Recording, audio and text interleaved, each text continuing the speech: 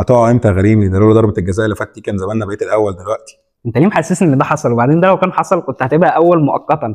انت ناسي ان انا باي عشان في افريقيا وانت بتتفرج عليا.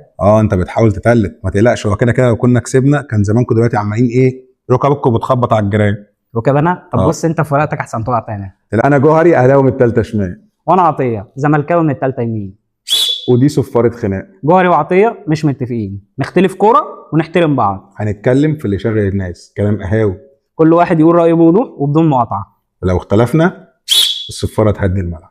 طب يلا بينا، الجولتين اللي فاتوا خلوا الدوري مشتعل. اخر حاجه، ايه رايك كده في الدنيا اللي فاتت دي؟ في الدوري ولا في الكونفدراليه؟ لا كده مش مهتم بالكونفدراليه. انت هتهتم ليه صحيح؟ ما انت قاعد في البيت لابس الجلابيه. انا شايف الزمالك رجع من التوقف، بدا ماتش المصري على نفس اللي نهى بيه. اركن ماتش انبي على جنب، كانت دروب وحصل للفرقه. لا هو المصري كان متعثر، بس الصراحه المصري كان بيلعب ماتش وحش قوي. نبيل الكوكي قدم اسوأ مباراه ممكن يعملها، ده قاعد يلعب في الفرقه كل شويه فورميليشن تشيك. قدام المصري في الكونفدراليه وقدام المصري في الدوري قبل كده انا كنت احسن منه. مفيش حاجه يعني كانت متوقعه عكس كده. يعني المصري انا شايفه فرقه بتأدي باداء كويس، ممكن ما يكونش افضل حاجه بس مش اداء سيء. بس ما حدش كان متوقع يعني ان المصري ليه اور هاند على الزمالك ان هو هيكسب الماتش ده. احنا كسبنا وده اللي كان متوقع. انا كنت شايف فعلا الزمالكاويه الزمالك مكمل على نفس اللي احنا ماشيين عليه. ولو خلينا ندخل الماتشين في بعض، ماتش الكونفدراليه كمان مع ماتش المصري، احنا قدرنا بعد التوقف، فتره التوقف دي كلها راجعين بثبات، واقفين على رجلينا زي ما احنا كويس قوي. ودي اهم حاجه عجباني في الفرقه، ان تحس ان فرقه الزمالك واقفه على رجلها في الملعب. يعني ابسط حاجه شايفها في الزمالك واوضح حاجه شايفها في فرقه الزمالك دلوقتي انها فرقه واقفه كويس في الملعب. انت مش قلقان وهم بيلعبوا. ممكن يكون العناصر مش افضل حاجه، ماتش شباب بلوزداد فرقه مش اقوى حاجه، معظم الخطوره اللي كانت بتعملها حتى على الزمالك كانت من الضربات الثابته. بس انت مثلا الشوط الاولاني واقف كويس قوي، بتدافع كويس. على فكره انا اتفاجئت جدا بمنظر الملعب، بمنظر الجماهير، بالالتراس بتاعتهم الدخله اللي عملوها. الموضوع كان فعلا فيه هيبه كده في اول الماتش. جديد عليكم بس الموضوع ده؟ مش جديد علينا. لا جديد علينا ليه؟ ما شفتوش بس الاهلي وهو بيعمل 7 دخلات في نفس الماتش وبتاع وكل لغات العالم. بلاش تخش على حته التراس اهلاوي. لا اصلا شفت زملكاويه عشان دي كتير قوي بالذات مش هتاخد يعني معانا قال فيها. ايه عملتوا دخلتين في ماتش، فدخلتين دي حاجه فظيعه، واخد بالك انت؟ ما شفتوش بس الاهلي وهو بيعمل 7 دخلات. لا جماهير الوايت نايتس والتراس اهلاوي ما عنديش ادنى شك فيها، ولا عندي استعداد ان اخش نقاش فيها. مفيش التراس ومفيش جمهور في مصر زي الوايت نايتس، فدي ما فيهاش كلام بالنسبه لي. احنا كده مختلف معاك في الحته دي. المهم زي ما بقول لك، انا شايف الزمالك اللي عمله في ماتش المصري واللي عمله في ماتش بلوزداد بالنسبه لي واحد. فرقه واقفه على رجلها كويس، مكملين على اللي احنا فيه.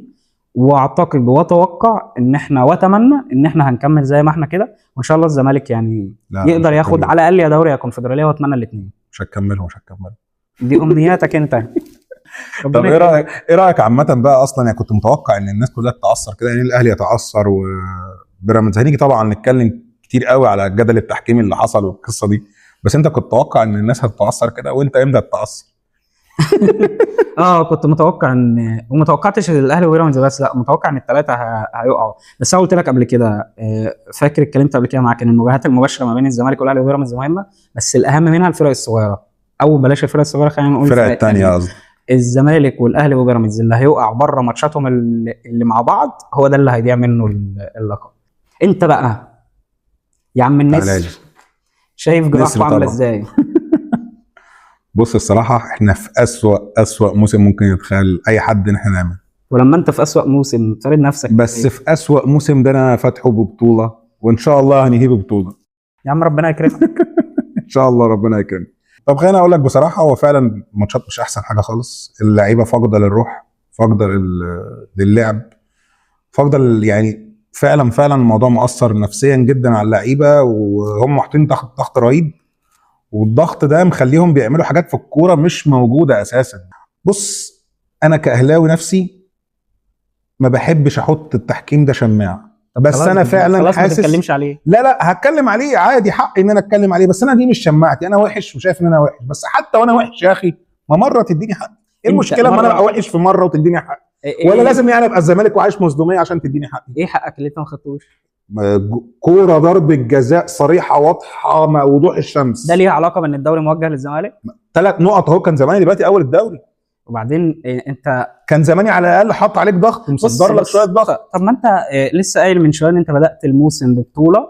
انت بتتكلم على السوبر اللي انت كسبت فيه سيراميكا، كان ليه ضربه جزاء صريحه برضه ما واضحه انت- وضوح الشمس وما اتحسبتش. بص دايما تجيب العاطل في الباطل، ضربه بجيب- جزاء رده من زميله من رجله، وممكن نبقى نعرضها على شاشه كده طب برضه ماشي تاني. ماشي، لا ما دام انت ودي بتتكلم حاجه كده، حاله مختلفه عن دي، ده بينه وبينه 6 متر، لعيب معرض جسمه وحاطط ايده بره جسمه خالص وخبطه فيه وما بينه وبينه 6 متر والكره مش جامده اصلا. طب ليه يا عم بتحط ايدك؟ بص اقول لك على حاجه، انا رايي في ضربه الجزاء ايه، لو اتحسبت انا مش هشوف ان الحكم غلطان انه حسبها، لا عادي فيا، ولو ما اتحسبتش انا شايف ان هي كنت يعني هتشوفه مش غلطان برضه. لا انا شايف لو ضربه الجزاء دي للزمالك انا كنت هطلع وهزعق وهصيح كنت لا، هتنفخ الدنيا. وعايز ضربه الجزاء دي. طب انت ايه رايك في موضوع اتحاد الكوره، وان انا بطالب ان انا اسمع المحادثه اللي ما بين الحكم والفار، وان هم معترضين ان هم يسمعوني، وقال ايه 3 دقائق بس وتعالى باتنين من الجهاز الفني واتنين من الاداريين. انت شايف انها ما فيهاش يعني؟ لا هو انا شايف حاجه واحده بس، مش شايف ان اتحاد الكوره كده يعني في حاجه مش مظبوطه، في حاجه مش راسيه تمام؟ انا شايف حاجتين. شايف حاجتين؟ اول حاجه ان انت عايش جو المؤامرات اللي انت بتشتكي منه، مؤامرات اللي انت دي واضحه وصريحه يا عم. انت بتقول لي مش في ان في الموضوع ده، ما هو مش في جو إن في مؤامرات، الموضوع. يعني في مؤامره. مش مؤامره فأنت- بس في ان في الموضوع، في واحد بيحاولوا يداروا عليه، مش ماشي، دي مؤامره. مؤامرة. يعني مش الدنيا كلها متحالفه على الموضوع، بس بيحاولوا يترمخوا على حاجه ما هي دي اسمها معينه. مؤامره. لا دي مش مؤامره، دي في دي غلطه اسمها إيه؟ وهم بيحاولوا يترمخوا دي عليها. اسمها ترمخه. ترمخ ان شاء الله الماتش ده هيتعاد مع ماتش السنغال. لا مش هيتعاد، بس على الاقل على ما الاقل حقك هيتقال لك هبين للناس ان الناس دي فعلا مش مظبوطه. انت كاهلي او كاهلاويه وانت من ضمنهم كنت بتشوف ان الزمالك دايما رايح في السكه دي. ايوه أنا ما بعتبش عليك ده لما دلوقتي. يكون اكتر من موسم، لا انا ما بعتبش عليك دلوقتي. ده لما يكون اكتر من موسم متتالي ما أنت وانا قلت. مش عارف احط ايدي على اخطاء اقول لك انما لما يكون موسم زي ده واضح بص وصريح بص فيه بص كذا خطا، وان اتحاد ايه الكوره كذا مش خطا عايز حصل، ايه يدي. خطا تاني؟ حصل ايه خطا تاني؟ مم. ليه يا عم انت الماتش اللي فات اللي بتاعك ده اللي انت كسبته يعني بالمصري اللي انت بقى منبهر بيه 4-1 أنا مش منبهر بيه. المصري ده ملوش ضربتين جزاء واضحين. مين اللي قال كده؟ ده في لعيب من الزمالك ده في ضربه جزاء واضحه وصريحه وهو لا، بيزقه بص، في وسط بص. وهو اللعيب طاير في الهواء وما حسبهاش ضربه جزاء، وكان الماتش ساعتها 1-1 وكان ممكن المصري يرجع 2-1 وكان الماتش لسه يبقى في الملعب.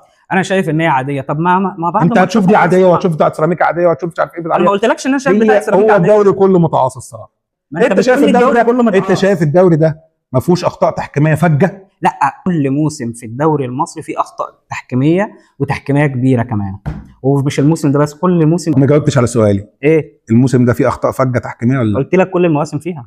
الموسم مش ده ده بس. تحديدا، سيبك من المواسم ده، انا بس سؤال عن كل الموسم. المواسم اللي بياخدها الزمالك فيها اخطاء تحكيميه فجه. بس. كل المواسم اللي بياخدها الاهلي فيها اخطاء تحكيميه عاديه. يعني بقى يلا بينا على الفقره اللي جايه. يلا بينا على الفقره اللي جايه. يلا بينا. طيب يا ابن عمي، احنا دلوقتي وصلنا لميعاد الفقره الجدليه، يا ترى محضر لي ايه النهارده؟ بص انا محضر لك ان اكذوبه الزمالك دايما اصبر بس اما تعدل. قول يا فنان. اكذوبه الزمالك دايما ايه كل أكذوبة شويه الزمالك؟ تقولوا لنا اصبر يا عم، أنا هقع. مفيش فلوس قول. كل شويه تقولوا لنا مفيش فلوس. انتوا معاكم فلوس ولا معاكوش فلوس؟ مين اللي قال لك؟ انت الموسم ده طب صارف. كمل سؤالك. اكمل سؤال. انت الموسم ده صارف فوق ال7 مليون يورو صفقات، والموسم اللي قبله صارف فوق ال6 مليون يورو صفقات، ماشي. والسنه دي الموسم اصل ما معيش دلوقتي بتدي فلوس بالزوطه كده بالزوطه، واخد بالك انت، وطيارات خاصه طلعت وفلوس عماله تيجي وتروح، ولاعيبه بتاخد مستحقاتها وقت ما انت عايز وقت ما انت مش عايز ما بتديهالهاش. طب ايه يا عم انتوا معاكم فلوس ولا معاكوش فلوس؟ خلاص. خلاص. هو مبدئيا هو انت بتيجي تاخد فلوس مننا او بنصرف على حد عندك؟ لا يا عم بس انا ما بحبش الكذب. كدب. بتكذب ليه يا انا عم؟ كدبت عليك. بتعيش لك قصه وتقعد تمحور على الميديا كلها ان انا معيش على مين فلوس. بس؟ اولا انا ما جيتش قلت لحد يا جماعه انا ما معيش فلوس يا باشا مش فمش هقدر مختلفين. أعمل. نيكست فيما بعد بقى. ماشي. بتكذب ولا مش بتكذب؟ لا ما بكدبش طبعا، مين اللي بيكذب؟ انت بتكذبش ولا بتكذب؟ انا رحت لما اتفقت مع تصرف 7 الفيفا مليون ينزل عليا 11 تصرف او فوق 7 13 مليون، ما تصرف فوق 7 مليون و6 مليون كده ما معكش فلوس؟ هو انا قلت ان انا فلست؟ الزمالك اعلن افلاس.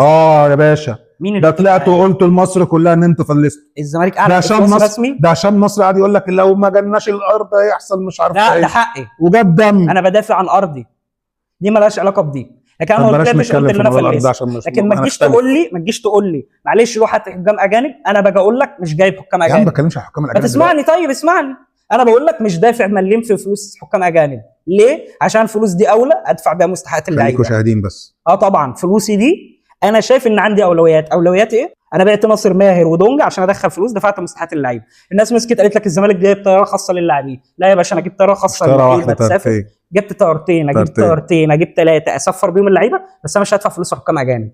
انت مش هتجبرني ان ادفع فلوس حكام اجانب. لا يا عم مش هجبرك، ده حق. فدي حاجه مش فرض عليا يا باشا حق. ثانيا، انا لو طلعت قلت ان انا عندي ازمه ماليه فانا فعلا عندي ازمه ماليه. طب لو انا بحلها انت كلامك متناقض دلوقتي، بتقول لي انت بتقول لي ان انا في الاول ما قلتش ان انا عندي ازمه ماليه وانا فلست. لا لا ازمه ماليه غير فلست. طيب الناس بتقول ان هي مش هتسدها دلوقتي وهتسدها على الفلوس دي كلها هتتسد الفتره اللي جايه. انا يعني عندي امل ان كلامهم يطلع صح وتتسد ونعرف نأيد صفقات. ممدوح عباس دفع، هاني بيرزي دفع، بعنا ده مين؟ محدش بيدفع غيره يا عم ماشي، ما يدفع غيره. ما هو رئيس النادي لا الحالي. حسين السيد بيدفع، هاني بيرزي بيدفع، ممدوح عباس بيدفع. لا يا باشا، رئيس النادي الخفي هو اللي بيدفع. رئيس النادي الايه؟ الخفي. انت شايفه كده ماشي. طب ما دي حقيقه. لا مش حقيقه طبعا. مش حقيقه ايه يا عم؟ يعني تركي الشيخ كان رئيس النادي؟ ليه رئيس النادي؟ ليه؟ عشان جاب عبد الله السعيد. ده لو جابه يعني هو مشكلتكم هو ما دفعش غير في عبد الله السعيد قبل كده. هو دفع في ايه تاني؟ عبد الله السعيد وصلاح محسن. طب على الاقل يا عم هم لاعبين يا عم. هو انتوا مش اديتوه لقب انه حصل؟ طب ما انتوا اديتوه برضه. كانت غلطه. ما حصلتش مش انت بتقول انا كاهلاوي شايف رؤساء النادي بتوع الاهلي اكس على طول؟ لا يا عم عادي بنتقدهم، هم كانوا غلطانين في القصه دي وغلطانين هم دخلوه. طب خلاص ماشي. وتداركوا الخطا وقالوا مع السلامه. ده الفرق، ان احنا نتدارك بس الخطا، انما مش واحد عمال يعلي على نفسه كل شويه 12 13 14 قضيه ويقول له يطلع يتباذى في الاعلام يقول لك انا اصلا عارف ان ده صح واحنا بنحسبها وبنحسب الفوائد. انت شايف وده في يد لنا. يعني انت شايف ان انا معايا فلوس بس طالع مصدر ان انا معيش فلوس، صح؟ طبعا. لو اداره الزمالك بتعمل كده فعلا واحنا ماشيين كده، انا تعمل كده على طول؟ لا مش على طول، تكذب على طول يعني. لو الحركه دي اتعملت فانا شايف ان هي مش حركه وحشه. مش وحشه، لا مش شايفها. هو الفرق كده ان احنا صراح وانتوا. انت اصلا سؤالك النهارده اللي هو بتاع ان الزمالك طالع بيمثل ان هو معاه فلوس. لا انا مش متفق معاه، ده سؤال غلط. الزمالك بيكذب. غلط. الزمالك بيصدر اكذوبه. غلط. ده اعتقاداتك انت. ماشي خلاص. ما عندكش دليل عليه انت بتقول لي مفيش ايفيدنس بتاعي ان انتوا صارفين السنه دي 7.18 مليون يورو والسنه اللي فاتت 6.2 مليون يورو. انت صح. صفقات بس. انت صح. صفقات بس. انت صح. حد في الزمالك طلع في اول الموسم قال لك يا جماعه انا معيش 7 مليون اجيب لعيبه؟ لا، بيقولوا في نص الموسم انهم مش عارفين يسددوا الفلوس. خلينا نقول طب للجمهور هو اللي جاوبنا. خلينا نقول لنا انتوا الزمالك بيكذب دايما عشان ياخد حق اكبر من حقه ويقول لك اصل معايا فلوس ومعيش فلوس. ومين كان اكتر اقناعا ليكم في الفقره الجدليه؟ وما تنسوش اللايك والشير والسبسكرايب وتفعلوا زر الجرس. سلام.